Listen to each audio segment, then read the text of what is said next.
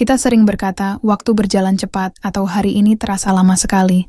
Namun otak manusia sebenarnya tidak memiliki alat pengukur waktu seperti jam. Yang ia miliki hanyalah kemampuan untuk menyusun pengalaman menjadi urutan makna. Dengan kata lain, yang kita rasakan sebagai waktu bukanlah detik objektif, melainkan cara otak menafsirkan perubahan di sekitar kita dan di dalam diri kita sendiri.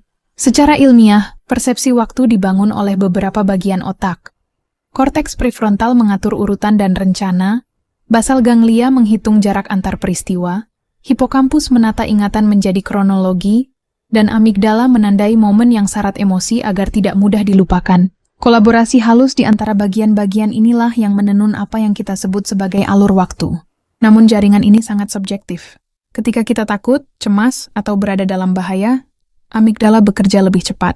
Ia merekam lebih banyak detail per detik. Suara, cahaya, getaran, bahkan detak jantung sendiri. Akibatnya, otak mengingat momen itu dengan kepadatan luar biasa.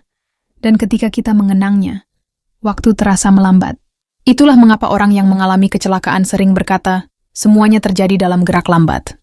Sebaliknya, ketika kita sedang bahagia, kreatif, atau berada dalam flow state, aktivitas di korteks prefrontal menurun. Kita berhenti mengukur, berhenti memikirkan detik. Kesadaran larut dalam aktivitas, kita dan waktu seolah menyatu.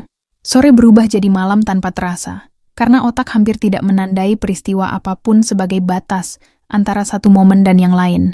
Dalam kondisi rutin, seperti perjalanan pulang yang sama setiap hari, otak menilai tidak ada hal baru untuk diingat. Ia hanya menyalin pola lama dan menghapus detail kecil yang dianggap tidak penting. Saat itu, waktu terasa lambat saat dijalani, tetapi cepat saat dikenang. Hari-hari terasa panjang, namun ketika dilihat ke belakang, bulan-bulan terasa pendek. Fenomena ini dikenal sebagai temporal compression. Semakin sedikit hal baru yang kita alami, semakin tipis memori yang tersisa, dan semakin sempit pula rentang waktu yang kita rasakan. Anak-anak tidak merasakan itu. Bagi mereka, dunia masih penuh kejutan, warna, suara, aroma, dan hal-hal yang belum pernah dijumpai. Setiap pengalaman baru memperpanjang persepsi waktu mereka. Karena itu, masa kecil terasa panjang, bukan karena waktu berjalan lebih lambat, tetapi karena otak mereka menyimpan begitu banyak hal baru dalam satu hari. Sementara orang dewasa hidup dalam pola. Kita jarang memperhatikan hal kecil dan berhenti merasakan keajaiban dari rutinitas. Kita menutup jendela waktu dengan otomatisasi. Bekerja, menjawab pesan, lalu tidur. Hingga tiba-tiba 1 tahun berlalu, dan kita bertanya, kemana semua waktu itu pergi? Jawabannya sederhana tapi mengguncang. Waktu tidak pernah pergi. Yang berpindah hanyalah kesadaran kita. Ketika perhatian kita tercerai-berai, kita kehilangan sensasi hadir di sini dan sekarang. Namun saat kita benar-benar fokus, mendengar hujan, menatap wajah seseorang, menulis dengan hati terbuka, otak merekam detail itu dengan penuh. Dan setiap momen terasa panjang, utuh, dan bermakna.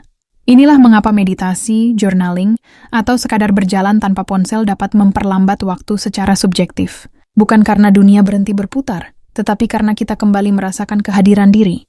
Di ujung hari, persepsi waktu adalah cermin dari keadaan batin. Ketika hati resah, detik terasa berlari. Ketika batin tenang, dunia ikut melambat.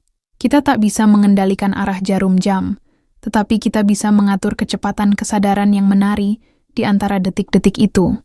Jadi, jika hidup terasa terburu-buru, bukan berarti waktu menipu kita. Mungkin, kita hanya lupa diam sejenak dan mendengarkan napas sendiri. Karena selama pusatmu tenang, kau akan seirama dengan semesta.